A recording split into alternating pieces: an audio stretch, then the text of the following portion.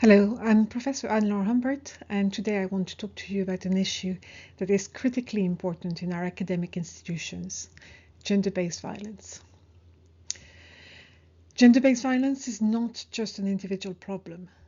It's a structural issue that affects everyone in our universities and research organizations. It is pervasive.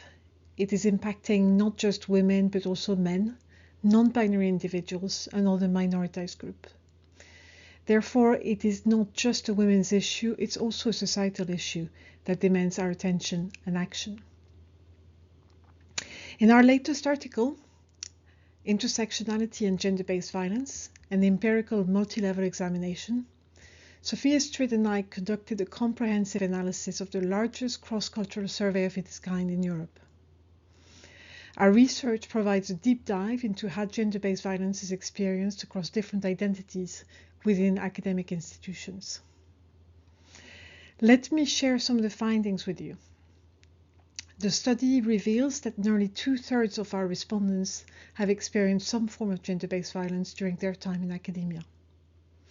Psychological violence, including harassment, is particularly widespread, affecting over half of the participants.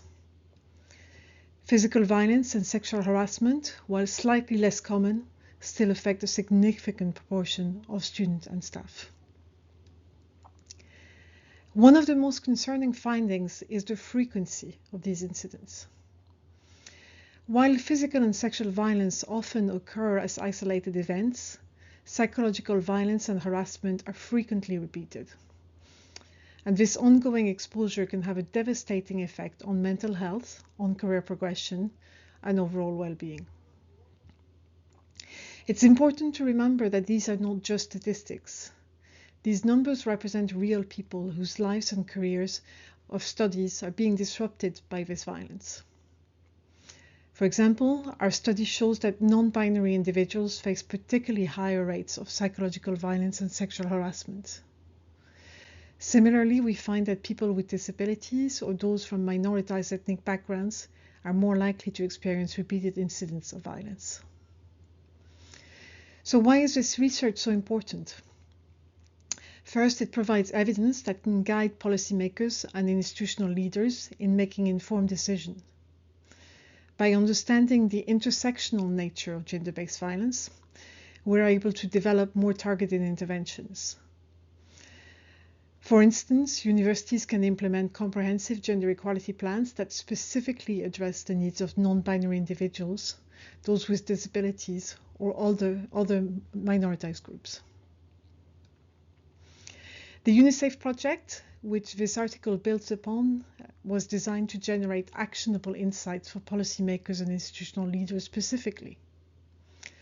UniSAFE employed a holistic 7P model, addressing different dimensions of gender-based violence: prevalence, prevention, protection, prosecution, provision of services, policy, and partnerships.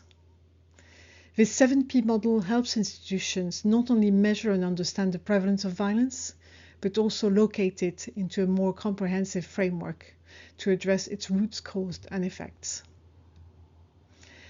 Building on the UniSAFE project's findings, the GenderSafe project is taking these insights even further.